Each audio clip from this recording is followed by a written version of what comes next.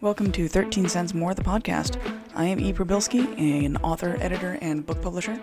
I have done all these different things for many years, and I am here to share book publishing insights, personal anecdotes, information about my books, and so much more. Let's get into it. Hello, friends. It has been a hot minute since I have been here. That said, I have been really productive while I was gone.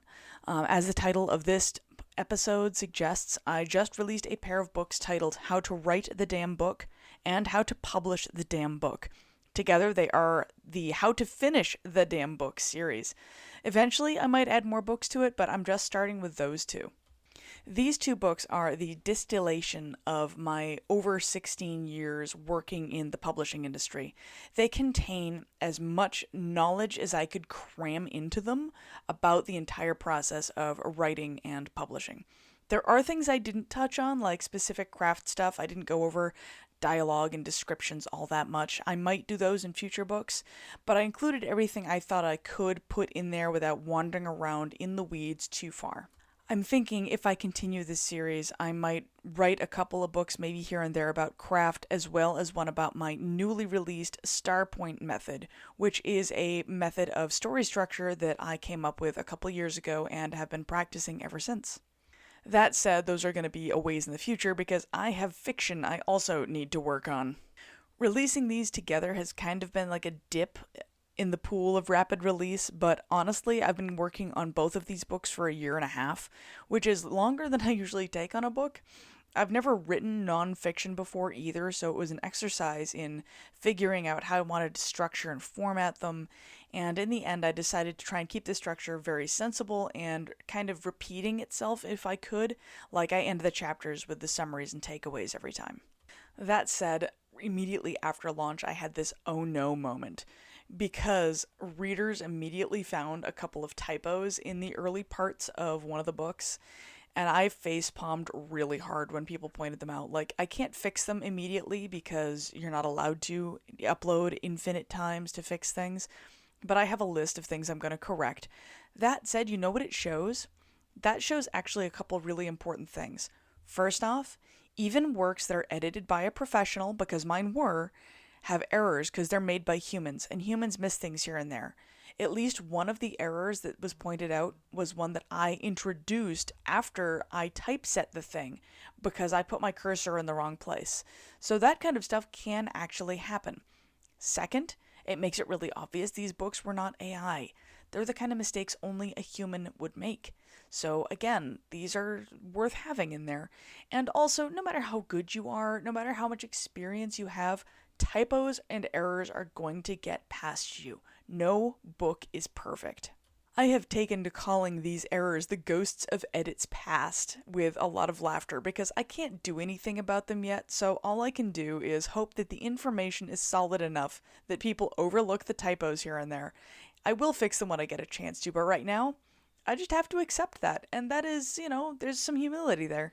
And it's humility I can live with because the information is really what's important, not whether or not I made a few typos or errors in formatting. Those mistakes are inevitable, and I can just accept them and use them to exemplify the fact that humans are imperfect, and that is what is perfect about us. So why these books? Why these specific books? Well, if you've been reading my blog or listening to my podcast for a while, you know that I repeatedly tell people that there is no secret sauce in publishing. There just isn't. And anybody who says there is trying to sell their quote-unquote secret sauce to you. That being the case, so if that's true, why should you buy my books if there's no secret in them, if I don't have some big revelation? It's because they're going to save you from having to spend 16 years of your life learning everything the hard way. That's why. I did it. I spent 16 years learning things the hard way, and it'll save you that time, and it'll get you ahead of the game because you'll know what you're doing, or at least you'll know enough to be able to fake it really well. Also, I wrote these books because after that 16 years, I had discovered that I answer the same questions over and over again and have to tear apart the same myths and rumors constantly. These myths swirl around writing groups and never seem to really go away. So instead of writing out my 3 millionth Facebook comment rebuttal on these rumors, I figured I would write a book instead. That way I can just point at it and make like grunting noises like "Thock say book good, Thock say read book have information, book have answers."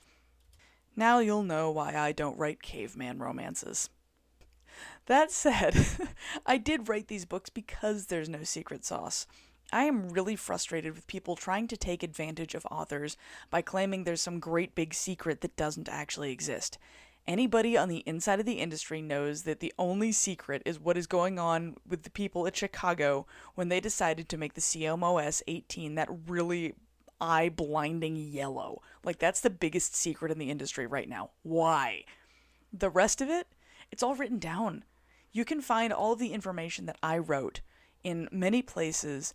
The only thing that is different about what I have written is the fact that I compiled it all in a way that I think will make sense to people and be accessible. But you can find everything I had to say in various places around the world, whether it's on the internet, whether it's talking to other editors, or whether it's in other books. To be clear, I didn't plagiarize anything, like I didn't steal other people's ideas, but the information that I talk about, a lot of it is very widely disseminated if you know where to look. I chose to put it together in a way that I think will make sense to people in a unique manner and be approachable in ways some of these other sources aren't. That said, the Storycraft method that came up with the Starpoint method is brand new, like brand spanking new, never before seen on live TV. I came up with that a couple years ago and have been playing around with it since then as a way to explain the relationship between tension and pacing and how to use those things when you're writing a book. Like I said, that's one of the things I might write a book on someday. So with these books out, what is next, right? What's going on next with me? Because I've been all over the place. So next is, regardless of this new nonfiction thing, I'm still going to be writing my fiction. That's where my heart and soul is. But with the nonfiction comes a lot of things like speaking gigs. I'm going to be at Author Nation in Las Vegas in November. I don't remember the exact dates, but I'll pop a link somewhere. I'm also going to be signing books at Rave in Las Vegas in November. So if anybody wants to visit me and see me in person and get a signed book from me, I will have a bunch there.